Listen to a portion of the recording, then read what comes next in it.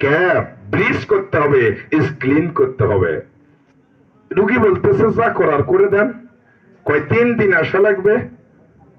রুগী তখন কয় যন্ত্রণায়, কয় 4 দিন আসবো, সমস্যা নাই। যদি বলে 2000 টাকা লাগবে, রুগী কয় আরো 500 বেশি নেন, আপত্তি নাই।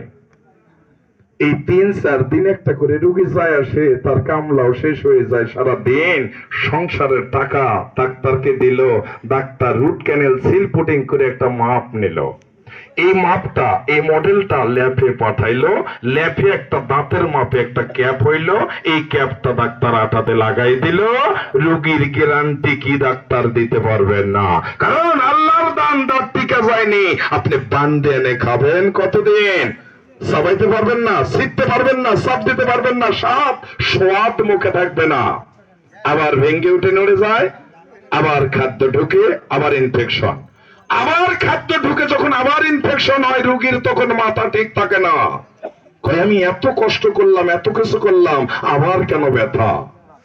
গ্রামের সরল সাদা মানুষ এই রোগটাকে পোকা বিশ্বাস করে অনেকে পোকা পর্যন্ত তুলতে যাচ্ছে। আমি অনুরোধ করে বলে যাব, আপনার জীবনে কোনোদিন পোকা তুলতে যাবেন না। যদি একটি পোকা, আমি 16টা জেলা ভ্রমণ করলাম, একটি পোকা যদি 16টা জেলার মধ্যে কেউ আমাকে দেখাইতে পারত, আমি সেই দিন থেকে আমার চোখ দুটি তুলে দিতাম তাকে। কিন্তু কেউ দিতে পারে না। ভাউতাবাজি, মিথ্যে, চালাকি। পোকা হয় না, লাগে না, ধরে না। তাহলে এটা কি? এই রোগের নাম বাংলায় বলা হয় পাইরিয়া, ডাক্তারি ভাষায় বলা হয় ক্যাভিটিস। ক্যাভিটিস, ক্যাভিটিস প্রত্যেকটি ঘরে ঢুকেছে।